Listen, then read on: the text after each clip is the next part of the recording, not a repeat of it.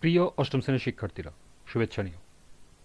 আজকে আমি তোমাদের বাংলা বিষয়ের নতুন বই আনন্দ পাঠ থেকে চতুর্থ অধ্যায় ডেভিড কপারফিল্ড এর ৩১ পৃষ্ঠা থেকে বর্ণনামূলক প্রশ্নের সমাধান করে দেব। প্রথমে তোমাদের বলবো, যারা আমার চ্যানেলটি সাবস্ক্রাইব করো নাই তারা আমার চ্যানেলটি সাবস্ক্রাইব করবে এবং আমার সাথে থাকবে। তাহলে চলো আমরা ক্লাস শুরু করি।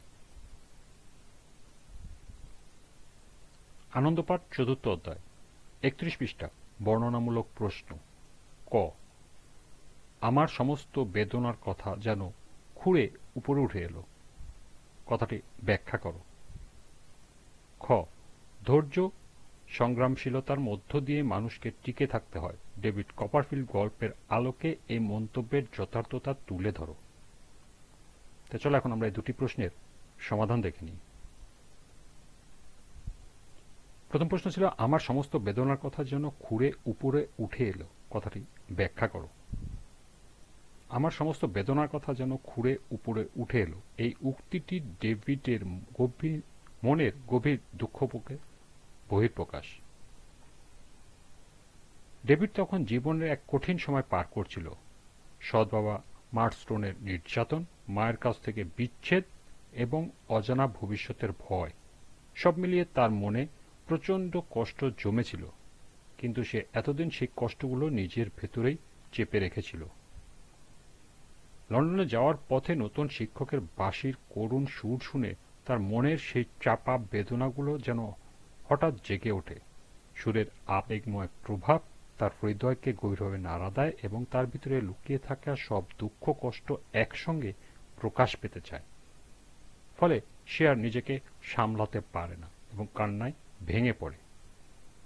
অতএব উক্তিটির মাধ্যমে বোঝানো হয়েছে, বাঁশির সুর ডেভিডের মনের গোপন বেদনাগুলোকে উন্মোচিত করে তাকে আবেগপ্লাবিত করে তুলেছিল। দ্বিতীয় প্রশ্ন ছিল, ধৈর্য সংগ্রামশীলতার মধ্য দিয়ে মানুষকে টিকে থাকতে হয়। ডেভিড কপারফিল্ড গল্পের আলোকে এই মন্তব্যের যথার্থতা তুলে ধরো। ধৈর্য ও সংগ্রামশীলতার মধ্য দিয়ে মানুষকে টিকে থাকতে হয়। ডেভিড কপারফিল্ড গল্পের এই জীবন সত্যটি অত্যন্ত বাস্তবভাবে ফুটে উঠেছে। ডেভিডের জীবন শুরু থেকে প্রতিকূলতায় ভরা। জন্মের আগে পিতৃহীন হয়ে সে মায়ের স্নেহে বড় হতে থাকে। তার মা ছিলেন অত্যন্ত কোমল স্বভাবের, ফলে ছোটবেলায় ডেভিডের ভালোবাসা ও আদরের মধ্যে বেড়ে ওঠে। কিন্তু এই শান্ত ও সুখের জীবন বেশিদিন স্থায়ী হয়নি। তার মা পুনরায় বিয়ে করলে সৎ বাবা মার্কস্টোন এবং তার বোনের আগমনে ডেভিডের জীবনে নেমে আসে দুঃখের অন্ধকার। তারা ছিল অত্যন্ত কঠোর ও নির্দয় স্বভাবের। মার্কস্টোন নির্মম আচরণের একটি দৃষ্টান্ত হল ডেভিডকে বেত্রাঘাত করা এবং পরে ঘরে বন্দি করে রাখা। এমনকি মায়ের স্নেহ থেকেও তাকে বঞ্চিত করা হয়।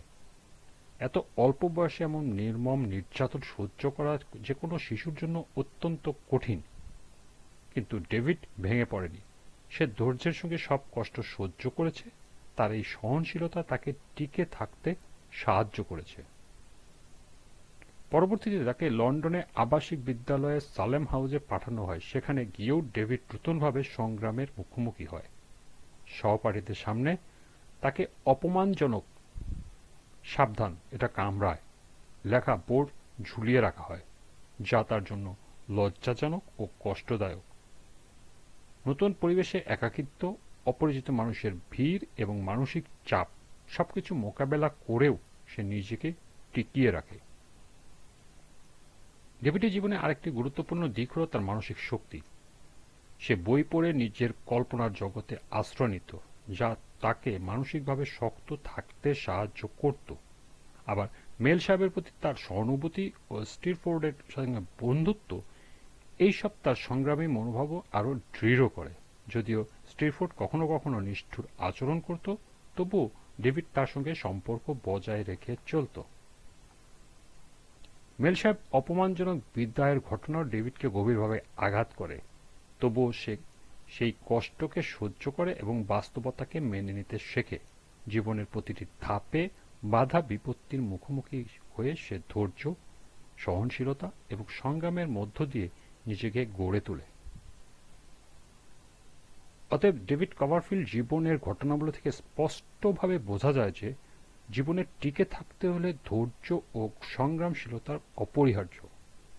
নানা প্রতিকূলতা সত্ত্বেও ধৈর্য না হারিয়ে ফেলে এবং নিরন্তর সংগ্রাম চালিয়ে গিয়েও মানুষ সফল হতে পারে। এই গল্পে তার যথার্থতা সুন্দরভাবে প্রতিফলিত হয়েছে। এই ছিল ডেভিড কপারফিল্ড গল্পের বর্ণনামূলক প্রশ্নের সমাধান। আজকের ক্লাসটি এ পর্যন্তই।